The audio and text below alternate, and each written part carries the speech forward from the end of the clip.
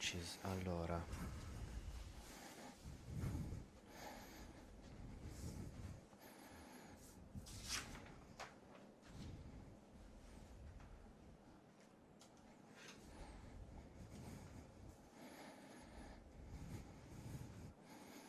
Hello and welcome to Kuwait Motor Town for the first event in the 2024 Formula 4 Saudi Arabia Championship, certified by FIA.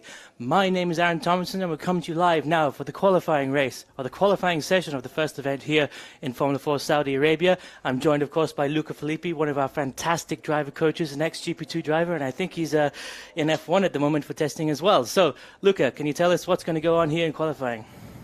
Hello, motorsport fans from Kuwait Motor City, an amazing circuit, an amazing place. So here we are for finally the qualifying of this event, and yeah, I mean it's really exciting to be here, and finally we are ready for the action on track. Everybody, we're talking to the driver; they are all very nervous, excited for today, and definitely we have. No clue who can be the fastest today. Well, talking about the track, it's Kuwait Motor Town here in Kuwait, of course. Beautiful country, beautiful city. A little bit cold here this morning because there's a lot of wind on track, as we talked about in free practice. And I think we have the circuit guide coming up in just a moment. So, Luca, can you talk us through the track, how many corners there are, the straights, and the length of the track, of course? So, it's a very technical circuit. It's very long as well, 5.6 kilometers, and it's 20 corners. As you can see, there is a very strong and long straight line, and then 3-4 is like going downhill like a corkscrew, and then turn 6 is super long, multiple apexes, and then like also turn 12, 13, 14, 15. As you can see, it's a really long circuit as well. And finally, 19 is a flat-out corner that if you can take it flat out, you can maybe try and overtake in turn 20, which is definitely an overtaking spot. Then also in turn 1, we are using a configuration of a chicane that we call it 1A, 1B, where basically we organize all the drivers to have a look, and it's very technical because it's one extra potential overtaking opportunity into one, braking into one, and then there is a changing of elevation into the chicane. Luca, thank you very much. And you can see on track now, well, not on track, in the pit lane, everybody queuing up for the start of qualifying. Pit lane is open at pit lane is open at 1:30 p.m. and we have Hamda Al-Kabaisi on the screen at the moment in the purple car. Luca, you've worked with the sisters this weekend and last weekend as well. What are their chances? What is their strategy here? Are they going to go for 4 hard push laps? Are they going to come in? They're going to go do 2 push laps, come in, change tires, do another 2? Because of course they got to set 4 fastest laps here in qualifying so that they have their starting grid set up for race 1, 2, 3, 4. Once again, ladies and gentlemen, race 1, 2, 3, 4. The starting order is determined as follows: race 1, fastest laps from qualifying; race 2, second fastest laps from qualifying reversed; race 3, third fastest laps from qualifying reversed; and race 4, the fourth fastest laps from qualifying. So, Luca, as a driver, what would be your strategy for this weekend? You know, it's really difficult to say because there are basically 2 different strategies. One, it could be to go out on the new set of tires, go out, warm up at least 1 lap, and then start pushing. And like you say, you have to set a very good first lap, but then not only the first one, the second, the third, and the fourth. All of them are really important. Also, the slowest of them is still determines your starting grid for the race 4, which is a really important race. It's not only the race that is closing the weekend, but is also the race that give to the drivers the full amount of points, like race 1, while 2 and 3 with the reverse grid they give you half of the point system. So basically you want to prioritize possibly race 1 and race 4, so you need 4 good lap times. So to do that, yeah, or you just go out, keep pushing on the tires. You might have maybe 1 cool lap in the middle of the session in order to bring the pressures again on target and then push again. Maybe there will be somebody trying to use both sets of tires. So going out, prepare 1 lap, do a couple of push laps, and then you have the time to pit, change your tires, and have the second set and do the laps remaining that you need to complete to have this 4 good laps. So, you know, it depends. You could make both strategy working. At the end is the same mileage. It just depends on how you want to spread the mileage on the 2 different sets. What would be your thought, Luca? I mean, if for all those young aspiring race fans out there, what would you do? What would Luca Filippi at age 15 do? So, to be honest, you know, I will probably try and set 3 times at the beginning of the session just to make sure that I have something in the bag.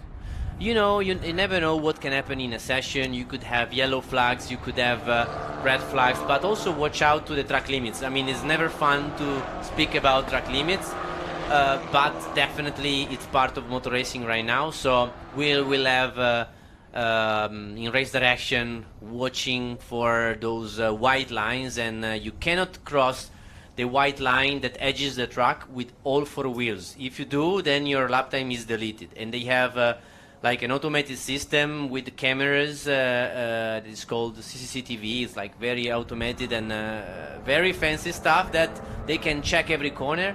So they have to watch out not to cross the line and not to have lap time deleted. Otherwise, then you have to keep adding mileage on your tires, and it's definitely potentially hurting your qualifying.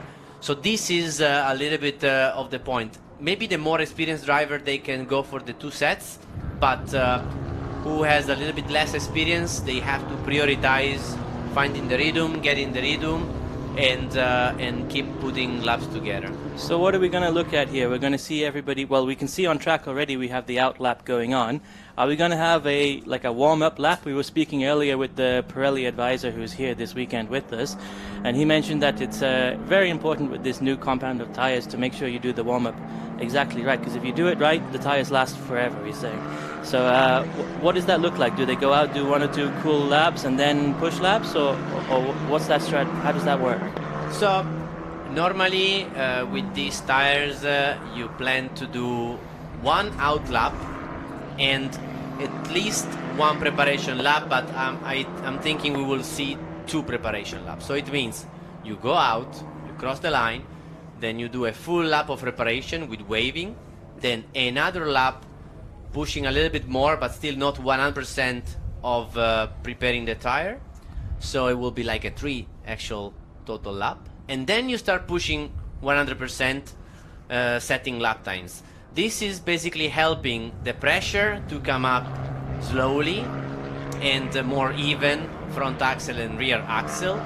And you're trying also to warm up the tire, not only the surface of the tire, but also the construction and the sidewall of the tire, in order to have everything ready to go. And we have a target pressure that is set, that we have to reach it, and once all 4 tires reach this target temperature is when, pressure and temperature, then you have the best ultimate grip from the car, and that's when you want to push on your qualifying lap. Well, everybody seems to be coming around and finishing their out lap, as it's called, and I can see sector times coming in now. Should we have a quick run through all the drivers, Luca, and talk about them and see who you predict is going to be on top? And in the number 5 car, that's the light blue car, we have Saqer Almaosherji. Saqer, of course, racing with a Kuwaiti flag. We have also number 7, Faisal Al-Kabani, Saudi driver in the silver car. Hamda Al-Kabaisi, number 8 in the purple car, with her sister, of course, Amna Al-Kabaisi in the sister car, the other purple car, number 88, both drivers from the UAE.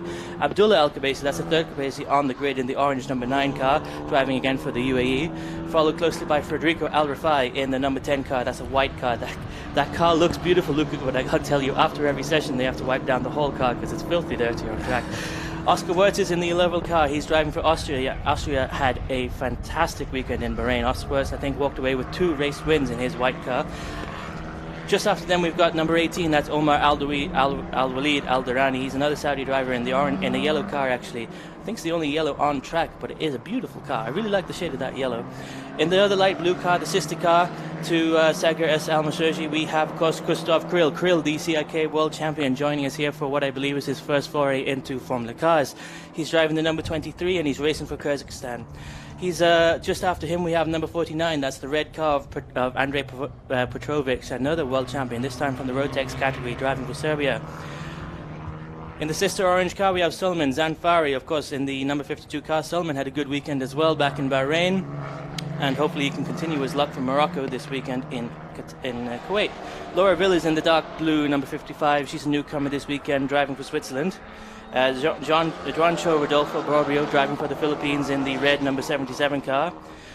We already spoke about Amna, so let's move on to Jabbar bin Hassan Bil Hathani. He's driving in the all carbon car number 96 for Qatar. He's joining us for race 2 this weekend because he can't get away from school. And in the number 99 green car we've got Abdulaziz Abu Zanada, again a Saudi driver, driving in the green car. So that's a fantastic lineup, ladies and gentlemen, and we can see on track now things are starting to heat up. Last lap was 2:19.817. As Luca was saying, we're going to look at 2 or 3 maybe slow laps before we get into the push laps, so we should be on this go around looking at a decent time. And on screen now we've got the 11 car. That of course is Oscar Wurz. As we said, Oscar was the man in the lead many times back in Bahrain, and he may well be on pole this weekend as well if he can pull it all together here in qualifying. So we have the 2 white cars together at the moment. The white cars are from Oscar Wurz, like you say, and also from Federico Rifai, the Italian driver living in Dubai. And those 2 have been really fast, both of them, and they were chasing for wins in Bahrain, so why not? We could see them also fighting here for a potential podium position, with Oscar that with a slight lock up in the last corner is going to P1 with a 2:03 3, and is already looking a good lap time. This is already one of the laps that you need to have in the bag for the qualifying system. So that's a 2:03 from Oscar, and the 2:03.3 from Oscar, a 2:03.7 from his teammate Federico El Rifai. That's the number 10 and 11 cars, of course 11 on pole at the moment. What do you say about that, Luca? I mean, that's exactly what we're looking for, 2:03s. What do you think the optimum lap time here is? You had to go around and you were saying 2:02s or 2:01s, or what's your position on that? What lap time are we looking for? So yeah, I think 2:02 is the limit, just because today we have a little bit of extra wind. It could have been a little bit under 2:02, so maybe a high 2:01s, but maybe today is not the ideal condition because of the wind. So I think going into the 2:02 it will be already like going really fast. So your prediction then is a low 2:03 here for qualifying. So let's see who else is on track. We've got Andrei Petrovic. He's just starting his 3rd lap. He's in sector 1, or he's in sector 2 at the moment. He did a 2:10 on his out lap, or his second out lap, his warm-up lap, and he should be coming into sector 2 any moment. But we have a new fastest sector 2 time set by Federico El Rifai.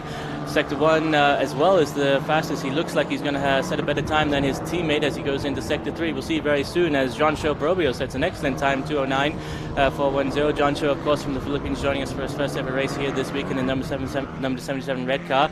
He does a 2:09 in his first outing, so let's see where he can get on the grid, but I hope to see him in the top 10. Meanwhile, back to Federico El Rifai and Oscar Wurz. Where are they on track? They're coming through sector 3 now. Any moment we should see them cross the start-finish line. I believe that's the 2 white cars, the teammates in 10 and 11, coming around down the final corner just now. In any second, we'll see them cross the start-finish line, and we'll see what these young gentlemen can give us. They're the fastest 2 cars on track as we talk about them, and we have a 2:02.575. Well, Luca, there you go. Definitely into the 2:02s, and hopefully down into the low 2:02s as well. At the moment, we're right dead in the middle. I don't see the fastest time for Oscar Wurz at the moment. Seems like he's gone into the pit lane. That might be a strategy call. He went to the pits, like we could see that he was improving himself, but he has decided to go to the pits. So let's hope it's just to maybe change tires or to... Oh, it was already planned. But yeah, this was going to be a good lap for him. But he went to the pit while Federico was pushing, and he finished the lap, and now is starting to slow down already, because the first sector is 1 second slower. So probably a push and a slow, a push and a slow. Yeah, Keep the tires exactly. going as long as you can. Keep the car happy. As we're talking about Federico Al Rafai, Salman Zanfari just sets the fastest sector 1 time of 33.840. His fastest second sector just set right now, 43.659. That puts him in a very good position, but it looks to me like he may have had a bit of trouble coming out of that corner. That might be number 12. Still, he kept it on. Kept the foot down, and I think he tried still to keep the gas on the floor, even if the car was sliding around. Wow, that was really on the limit. Let's see if he lost some time or not. He's also purple in the second sector, so he didn't lose Well, much that's time. in the third sector now, isn't it? That corner 12-13. Wasn't he here at the second, in the third sector? So yeah, exactly. He's already in the third sector, so we have to check. This is if he him lost. coming around now in the orange 52 car, about to come past the start-finish line. Let's have a look, ladies and gentlemen. What can he do? And yes, indeed, he set the fastest first sector, the fastest second sector, but the third sector let him down where he had a little bit squirrely coming out of, I believe it was turn 13-14, and that gave him a 45.70 in sector 3. Good enough for second place by just under 1/10 of a second, but that's not all Salman has in store for us this morning. It's very clear to see that he's got the pace, and he's going to be going around again, I'm sure, at giving us something very exciting to look at. Good news, ladies and gentlemen, the car number 11 car of Oscar Wett's back on track. I'm sure it was a quick word with the engineers. Did he go into new tires? That Yes. looks like slick. That looks like new slicks to me. Stickers, as they call them in America. Coming down to the pit exit now, you can see them going down and underway. So that was definitely a strategy call, and a very interesting strategy call indeed. What do you make of that, Luca? So, you know, actually, with 18 minutes left, you want to keep your best tires with, you know, at the best time of the circuit, because the circuit is improving while all the cars, they put rubber down. So more or less like this, it will have one extra lap on the newer set compared to Federico Al Rafai. So I think, you know, he went out. That lap that we have seen, he was improving in sector 1 and 2. We may not know that the third sector wasn't going to be great, so maybe he decided to just call the lap and pit, save time. So with 17 minutes to go, you have more time to prepare the tires and keep pushing on the new set, which we believe it could be a little bit faster than with the first run, that you have also a slightly heavier car because of the fuel that burns down during the session.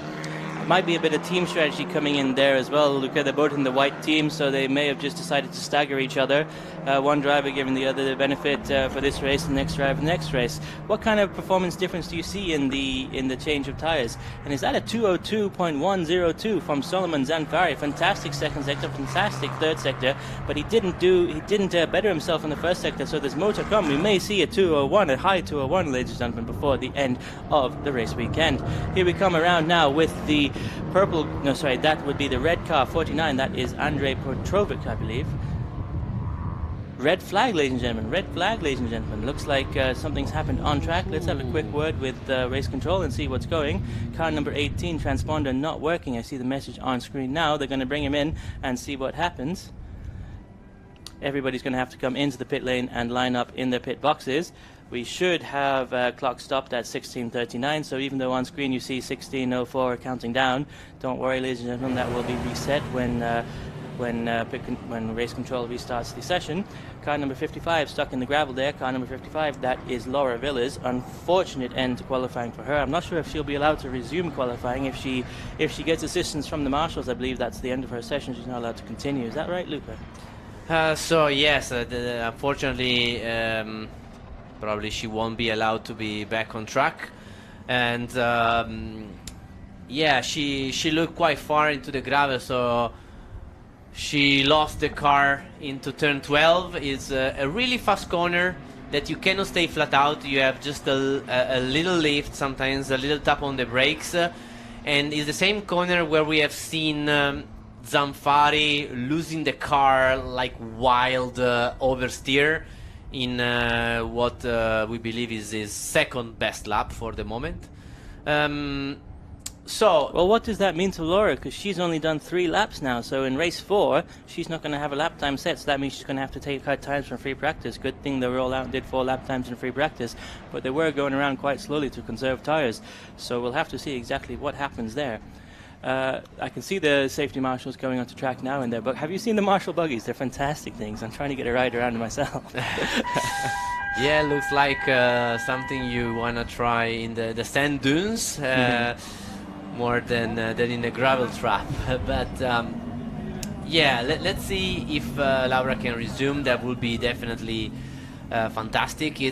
This corner is a really tricky corner.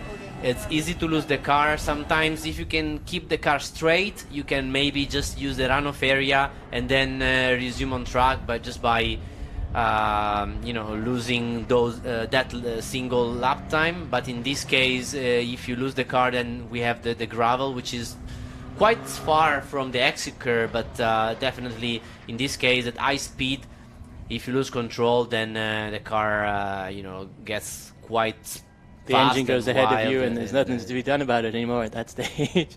It's hard to stop it when it's like that.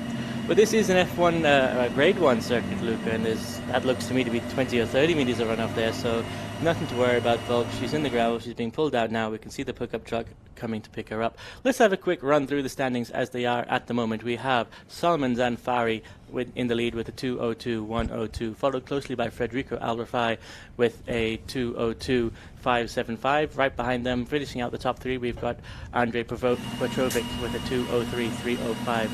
Oscar Wirtz, 2:03.341. I mean, that's the top 4 there, quite closely together. But really, Salman has taken a huge gap out of Federico Alrafai. That's 4/10 between the top 2 drivers. Salman's really found something here in this session.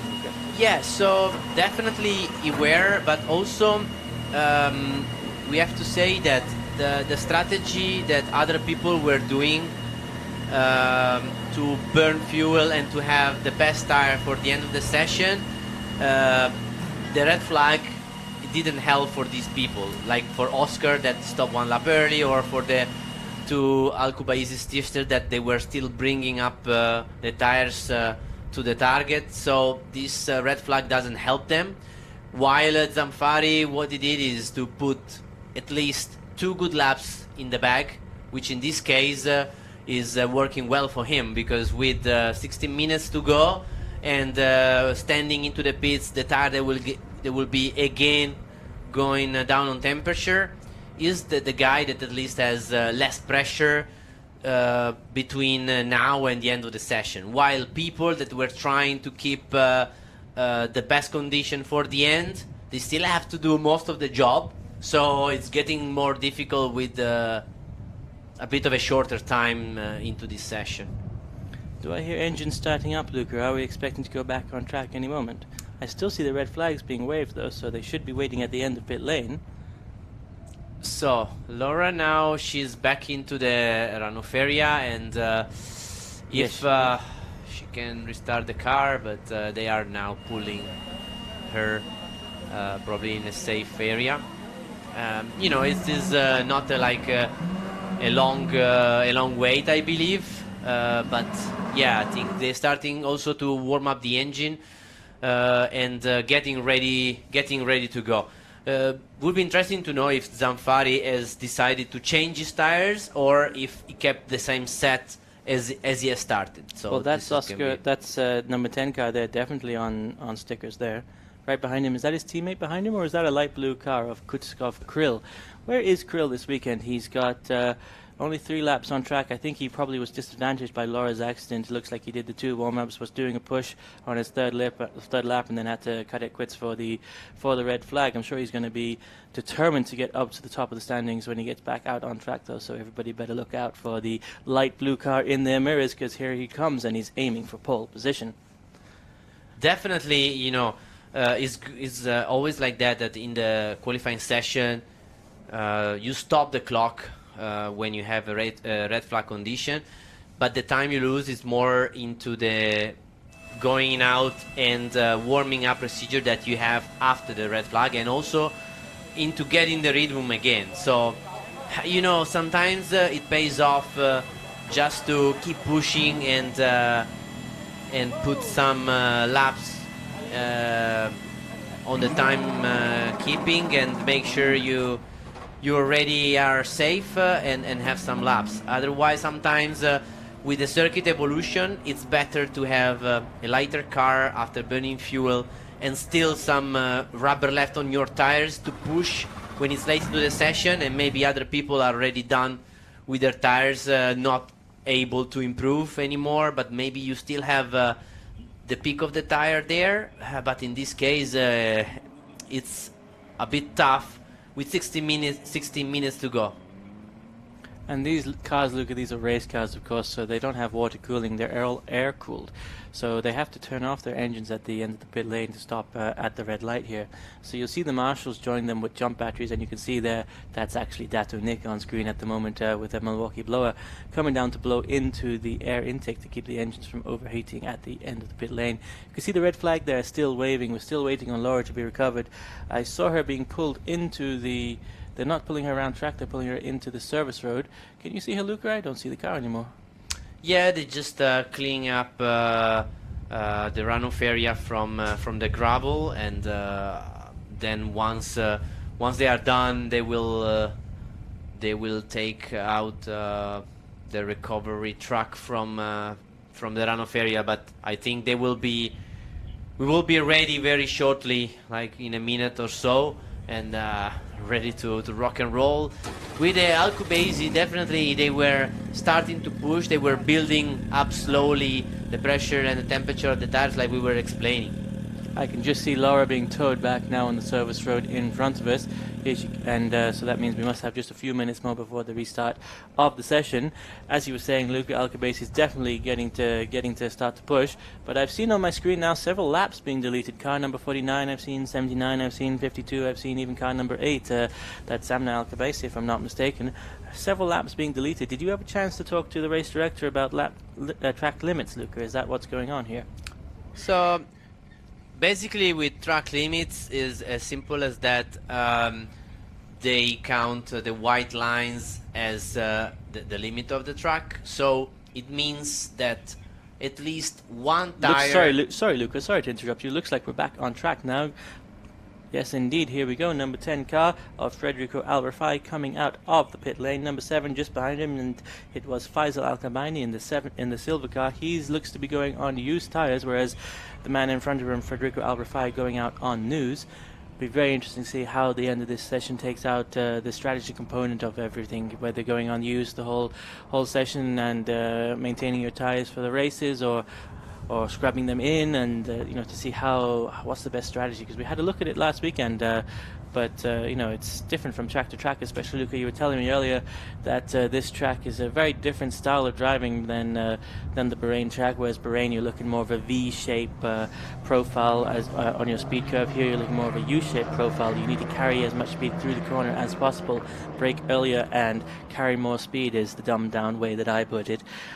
What's going on now, Luca? Do they have to warm up their tires? I mean, the car behind on the used tires, can he push immediately? Is that why he's being let through? Yeah, exactly. So when you are on used tires, then the warm-up is definitely shorter. Also because when you are going out on new tires, you have the shiny parts that on the surface makes the tire very slippery, and at least for half lap you just have to clean this and sort of do a bit of scrubbing and peeling this little shiny part, and then is when you start warming up. And in this case they have to a little bit speed up, let me say, the warm-up procedure, because with 14 minutes to the end, it's important to don't lose too much time. Also because you never know, you might have another potential yellow flag or red flag. So it's a qualifying, everybody's pushing 100%, everybody's on the limit, so you have a bit of a higher risk in having people making mistakes, which is normal. Yes, indeed. And talking of making mistakes, last time around we saw the orange number 52 do a fantastic lap, but there was a little bit of squirreliness coming around 12, 13, 14. So what do you think he can get down to? He's at a 2:02.575 right now. Do you in the last fastest lap? Oh, I see. he's had a lap time deleted. He was at 202.1. Now he's back to 202.575. That makes things much more interesting because Solomon Zanfari is actually now, excuse me, ladies and gentlemen, Solomon Zanfari is now back into second position with a 202.669 after having his lap time deleted, and Federico Al Rafai is now up into first position with his 202.575. So that makes things very interesting indeed as we see the orange car on screen coming down the main straight into turn 1. Ladies and gentlemen, the start of his next lap, and let's see what he can give us.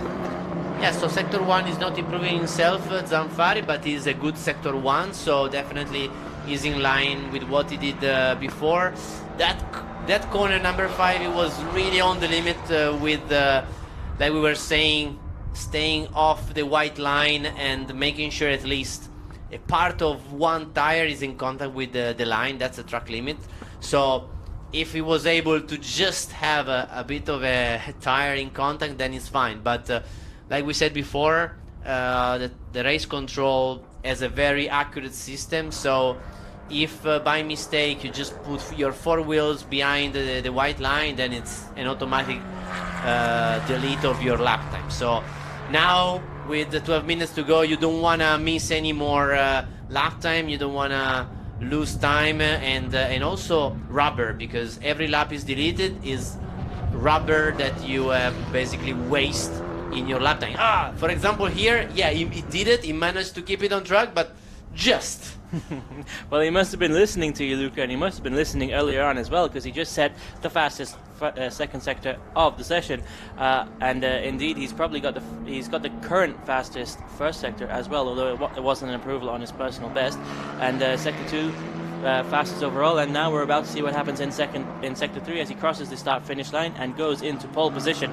with a 201.797. Very impressive indeed. But just behind him we have more cars about to cross the start finish line. We have Faisal Al-Kabani doing personal bests in sector 1 and sector 3, and of course we have Andrei Petrovic in third place at the moment, setting personal best on sector 3 as well. I'm hearing a bit of tire squealing, Luca. Are they all pushing as hard as I feel they are? Yeah, exactly. We heard some tire screaming, definitely. Yeah, you know, we don't want to have any more yellow flag situation, but it looks good for the moment. And also, when Krill just crosses the line with the 203.071 to demote Petrovic down into fourth position. Sorry to interrupt you there, Luca, but I've been waiting for this moment when Kirill just switches things on and comes onto the front of the grid.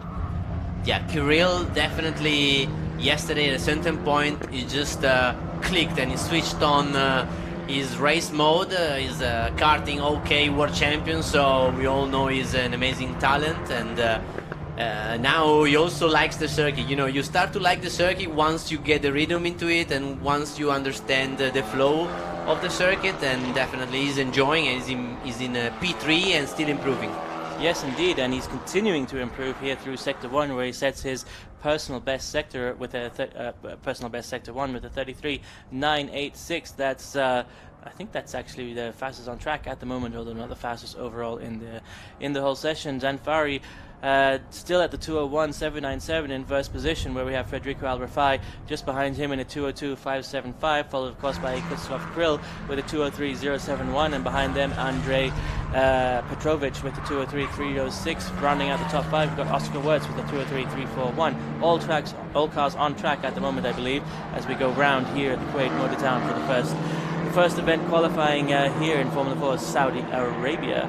Number 10 on screen at the moment, that is, excuse me ladies and gentlemen, that can't be number 10, that must be the number 5 of Saqer Almaosherji, the Kuwaiti driver. Where is Saqer this qualifying session, Luca?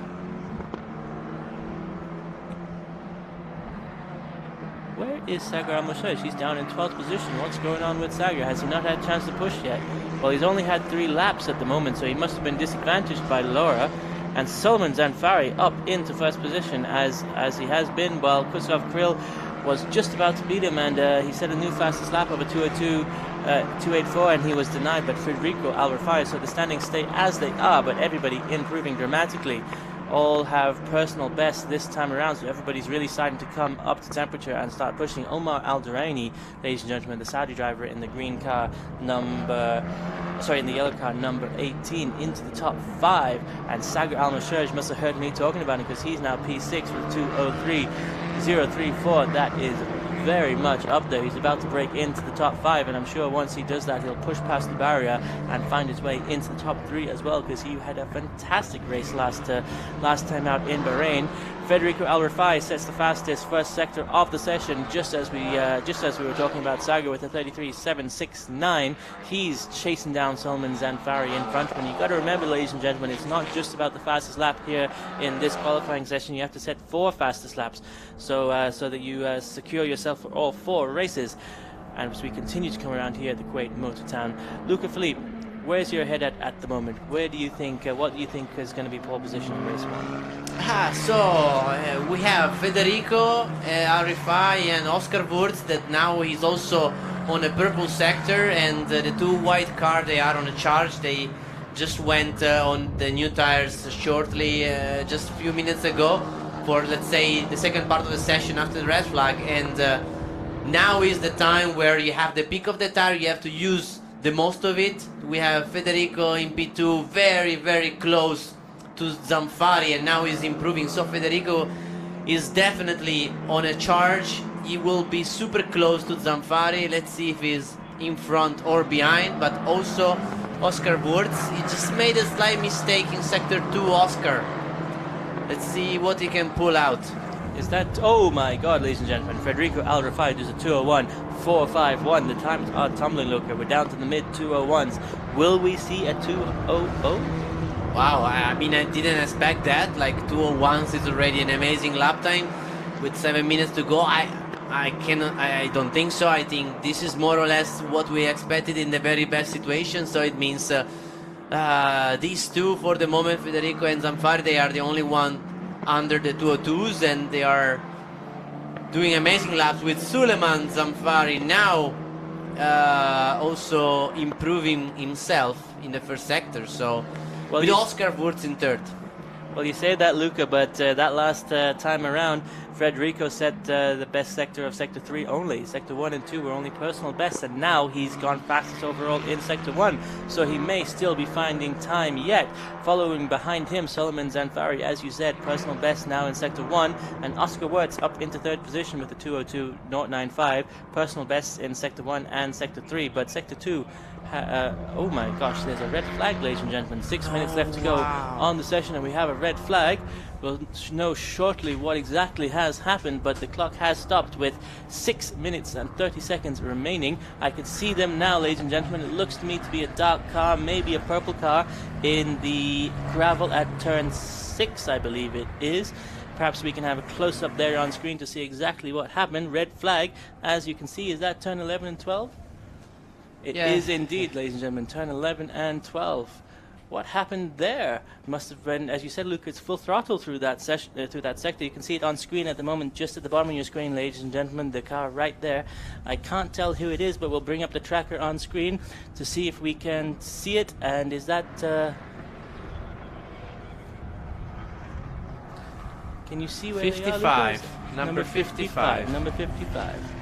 Is that Lara again? Lara stuck again. She must have gotten going in the pit lane and is now off at turn 12, or between turn 10 and 11, I'm sorry. So turn 11 is a flat out corner, but still, you know, it's not like a super easy flat out section. So you come out of turn 7, which is a third gear corner, and from there you do turn 8, 9 flat out, and then 10, which you prepare the line for turn 11. In 11 you use still all the space on the outside on the curb, and I have to say that for, you know, Formula cars at that speed, basically the aerodynamic and the speed compresses the car near the floor, and when that happened and you go on the curb, then the car is bottoming on the curb. When the car is bottoming on the curb, if you use too much of the curb, basically the floor of the car is in between two wheels on the curb and two wheels outside the curb, then the bottoming sometimes makes the car unstable and you may lose it on speed. This is because, you know, at 200 kilometers per hour, basically the car compresses and is lower, and it's a curve that you shouldn't, you know, touch, but if you arrive too fast and you lose the line a little bit, it can happen. And when you get there, you know, it's not the ideal situation, and you may lose the car like it has happened. Quite right, Luca. We can see Solomon Zanfari is ready and pouncing and ready to go. He's in second position at the moment with the 201.797, having just been pushed out of the top spot by Federico Al-Rafai, who's currently holding the best lap time of 201.451. He had continued on that lap where they had red flagged, setting the best overall first sector at 33.683 just before Laura came into the gravel in sector 2. So there's time to be found still if he's finding purple sectors as he goes around. I think we have car number 77 still going around on track. That's the red car of Juan Cho, I believe. Juan Cho joining us from the Philippines this weekend. His first event actually in Formula Car racing, and he's doing quite well, I have to say, for a first timer. We were all quite happy with him during the pre-season testing. We were joined as well by another Kuwaiti test driver just for the unofficial testing before the start of the race, before the start of the season I should say. And I've got to say, Luca, there's some talent out here ready to join next season, I believe. Absolutely. I think that Juancho has made an impressive improvement. He's a hard worker, you know. He studied a lot. He looked at data. He has his little book where he writes anything he thinks, anything you say to him, anything he sees. He analyzes a lot, videos all the time, and every time he sees something that he take a note and he put it on his little book. So he is really methodic and is passionate. He wants to improve, and that's the mentality that helps you going forward every day.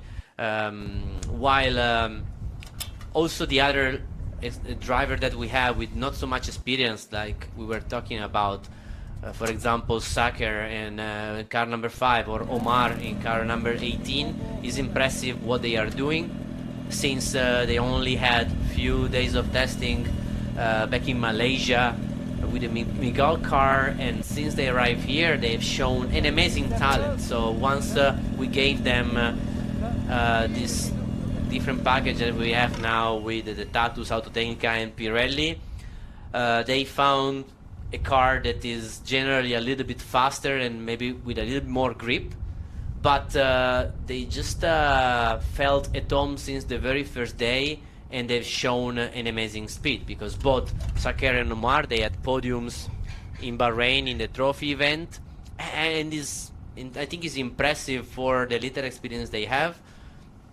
not only in driving the car but also in the racing, having race starts, restarts, because we have seen a bit of every situation, safety car situation, and I mean, they managed it perfectly, and they both had very strong races, finishing on the podium, and I think that is what we want to see, like guys with more experience making the pace. Like for the moment we have, for example, Federico Arifai and Zanfari, also Oscar, that they have a little more experience, but also drivers that they have less, but they have a lot of talent, and they can display the talent.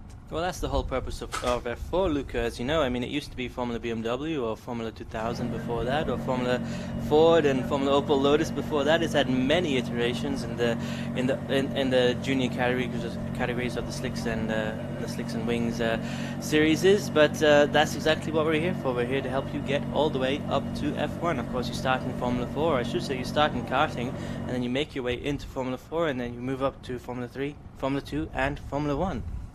And this car is also really nice to drive. Like I've been driving this car quite a bit, both in Bahrain and also here, and is a car that is really teaching you how to drive, and it teaches you different driving style. Like we were saying that in Bahrain you need to have more of an efficient style in the braking and the acceleration, while here you have to prioritize the minimum speed, the rolling speed, but definitely I think we're giving them the best package possible with this car, but also with identical setups to everybody. Everybody has access to the same identical setup, We have a 100% sharing of video, data analysis, and everybody is starting on the same amount of fuel. So the purpose of it is to have everybody having the identical opportunities on the identical cars. All the cars were brand new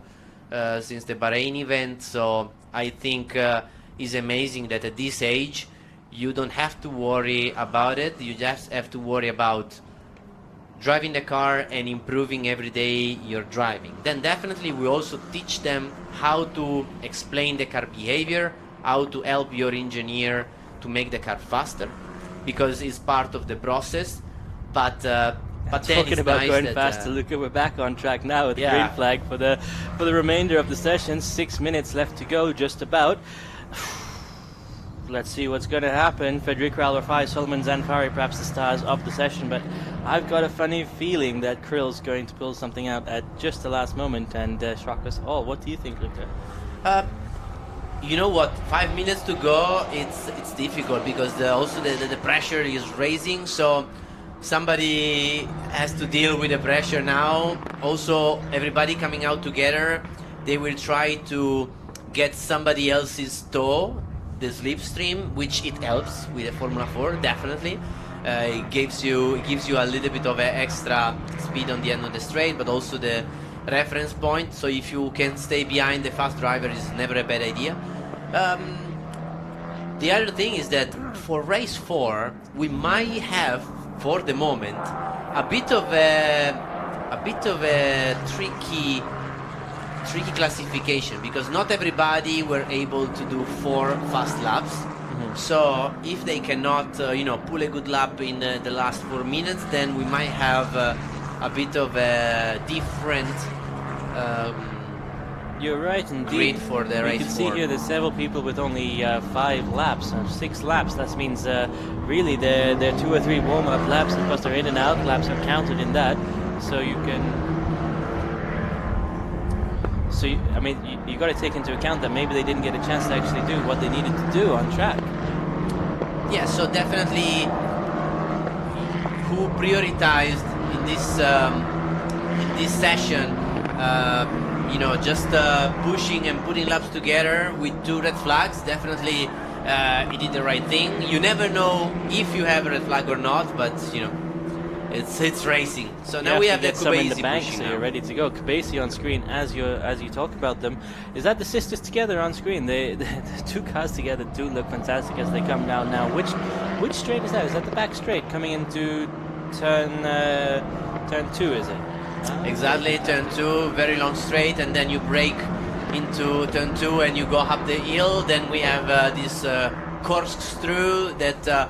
Believe me, it really goes down, and then compression up again on this very long, super long turn 6. As you can see from here, is more than 180 degree, very long, and it's also fast because you arrive up to 5th gear just before braking and going left into the exit of 6 and then 7.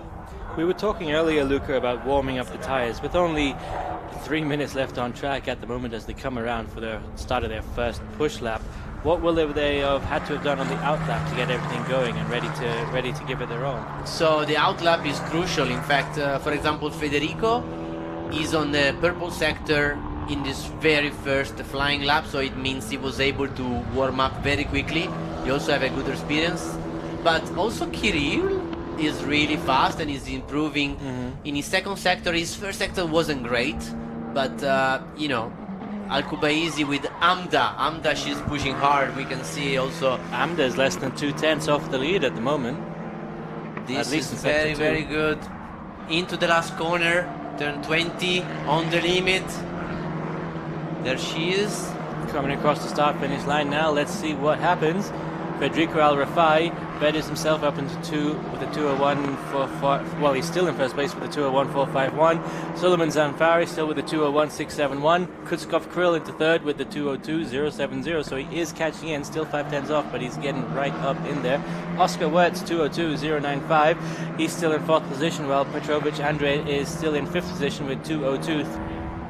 But where are the Kabesi sisters? Well, one of them, Hamda, is in 6th position with the 2:03.330, so she's very close to getting into the top 5.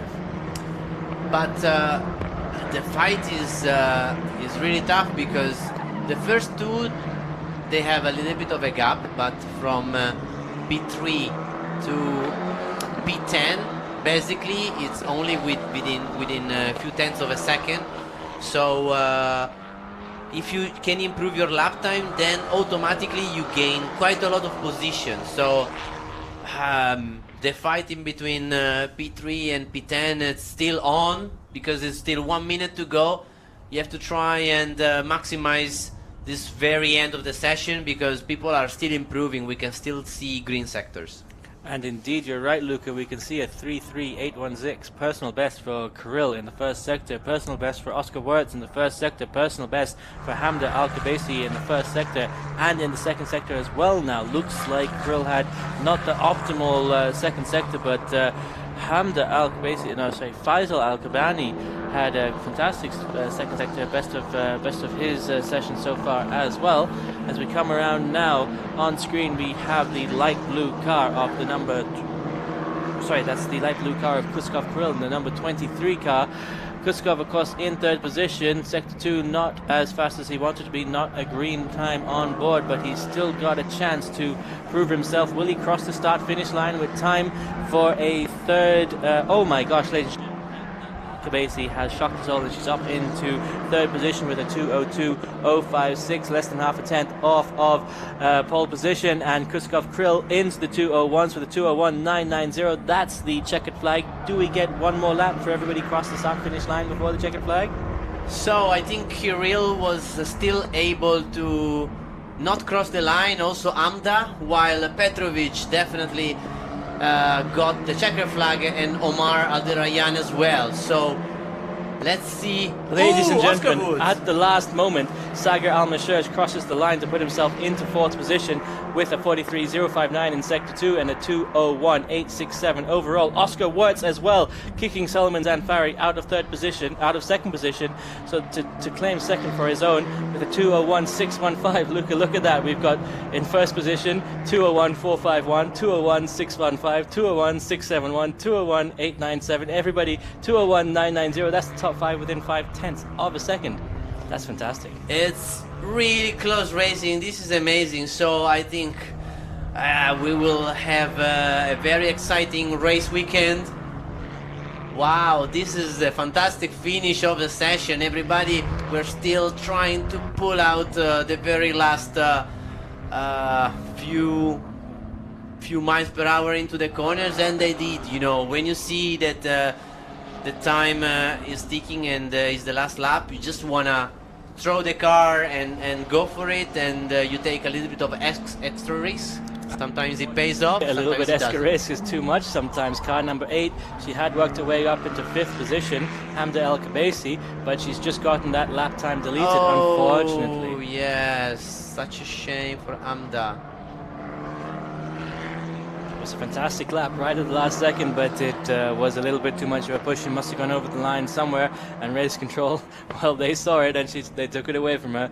So at the end of the session now, we have Federico Al-Rafai with a 2:01.451, Oscar Wirtz in 2nd position with a 2:01.615, Solomon Zanfari with a 2:01.671, Saqer Almaosherji with a 2:01.867, doing Kuwait very proud indeed, I must say, up into the top four for the end of the session. And of course Kirill, CIK world champion, with a 2:01.990. That's got to say a lot there for Kuwait, that Saqer is doing so fantastically against his sister car.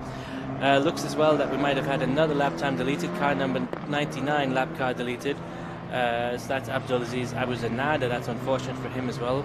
Of course, everybody pushing as hard as they can to get the lap in at the last moment. As Lucas said, a lot of stress with only 5 minutes on the board. And well, that is what it is, isn't it? You push as hard as you can, and unfortunately sometimes you push a little bit too hard. Everybody coming around now, going into the pit lane, just a little bit of a cool down lap and then into the pit lane. Is there anything special you have to do in the cars to cool them down, or is it only heating them up you got to worry about, Luca? Yeah, so it's not a The main thing is in the in-lap is not to go outside the line just because you pick up all the dirt with a hot tire that it sticks on the rubber. You don't want to do it, and also the marbles that they are off the line. So you just try to stay on line, don't go too slow, not to pick up like I said, the dirt or the marbles, and then just go to the pit and see if you have to celebrate or not. I'm quite impressed by the second sector of Saqer Almaosherji. Definitely, that's super quick. Like well, he's 4/10 faster than Oscar is, just in the second sector. So he's got lots of time until he can find. Yeah, I mean, he's a guy with an amazing talent, and sometimes you know, he can pull these super performances out of the hat. And definitely, the second sector is something that I want to see more about it, so I will definitely go see his video and see what he did. Indeed. We are all just coming now into the pit lane, and of course we're going to have some quick interviews with the drivers when they jump out of their cars. While that goes on, I think I've seen on screen that car number 49, Andrei Petrovic, got a lap time deleted, which has promoted Hamda Al-Khabaisi into 6th position. That's very lucky there. Or very unlucky, depending on how you look at it. You know, everybody is really pushing the limit as much as possible, also in using as much as track width as they can. Before the session, believe me, all of us, we went to all the drivers saying again, watch out the track limits, just give yourself a little bit of a margin, mostly because you need the 4 laps in order to have you know, a good classification, a good starting grid for race 4 as well. So for that point of view, we might have drivers with maybe not enough counting lap times, but we'll see. Well, let's see it again. In just a few seconds, we're going to have the highlights of the session up on track. So Luca, what do you remember from the session? What was the best thing coming around for you? So definitely the competition. The competition has been amazing. We had surprises all the time, and the level is going up every time we are on track. So these guys are pushing each other, and it's positive for all of them because they are improving. If you remember, that was the little squirrely incident that for the first red flag of the session. He improved, of course. Laura Villas in the 55 car, unfortunately the cause of the red flag. She was in the gravel there, but not to worry, she got back on track. She managed to set 3 lap times, so she will be able to do her races. Zanfari, really a star of the session, all the way up until the last 5 minutes, when all of a sudden everybody woke up and really started to put in the lap times. The number 10 car of I believe that's Federico Al-Rafai, his main rival in the session, but just at the end, the 11, the teammate car, the other white car, managing to get his way up into 2nd position, which is absolutely fantastic news for Austria after such a strong outing in Bahrain. Really, it was a fantastic session. As you said, top 5 cars were within 5/10 of a second, the next 5 another 5/10 of a second, so really it's such a strong and interesting grid to watch. And that, ladies and gentlemen, that's with a lot of track limit penalties, so really we could have seen a lot more, and I'm sure drivers like Andrei Petrovic have a lot to show us. He's the Rotax world champion indeed, so he's definitely got the speed under his belt. And we saw at the end of the race, unfortunately, he had a lap time deleted, which is why he's back behind the number 8 car of Hamda Al-Khabaisi in 7th or 8th position. So there's a lot more to come from these young drivers, and I'm sure we're going to see it this week, if not this weekend, definitely next weekend for the second event, because of course we're at a double header here in Kuwait Motor Town for the first and second races, or first and second events in the start of the season. Luca, what happens next to these young drivers? They've got race 1 coming up in just a few hours at 3:20. That's just under 2 hours. What do they have to do between sessions? Is there a lot of them going on? So first of all, they have to analyze the data with their engineers. So definitely I expect them to have a comparison on the data and also analyze the videos of the pole position. Well, I think we're about to have a word with the guy on pole position in just a moment. We have Marcello Puglisi down on the Parc Ferme area, just in front of the in front of the pit garages. So let's see what they have to say.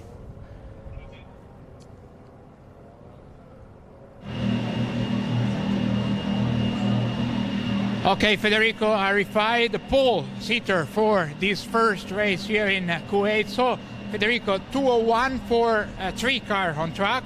Actually, you were really consistent during the qualifying. Where did you gain so much compared to the previous day? The track was better, you were driving better. Just give us some tips. Definitely the car was perfect today. Thanks to my engineer, you know, we made a few changes from yesterday as I was struggling a bit with understeer, and we kind of fixed it today, and car felt really good. Track was really good also, and I focused on the key areas I needed to improve yesterday, and I kept it consistent, so yeah, it was good. What do you think about the race? You had a really good consistency even compared to Oscar and compared to Suleiman. What do you think? Yeah, hopefully I can keep it consistent. I'll try my best, get a good start, head down, and yeah, let's see what the race holds for us. Thank you, Federico. Good luck for the race. Thank you. Thank you very much, Marcello. And now back to Luca. Now, Luca, you've been in his possession once a time. Well, I'm sure more than once a time. So can you tell us what's going through his head right now? So definitely, I think it was very tough to know who was the fastest. So I think Federico just gave his best, and it's the best way to start a weekend. You know, it's a bit of pressure off your shoulders. Well, yeah, from your words to mouth to God's ears. So really with that, ladies and gentlemen, we come to the end of the qualifying session here for the first event in 2024 Formula 4 Saudi Arabia Championship, certified by the FIA. From me, Aaron Thompson, and of course from Luca Philippe, thank you very much for watching, and I hope we see you again at 3:20 for the first race of the season. Luca, thank you very much. I'll see you again very soon. See you later.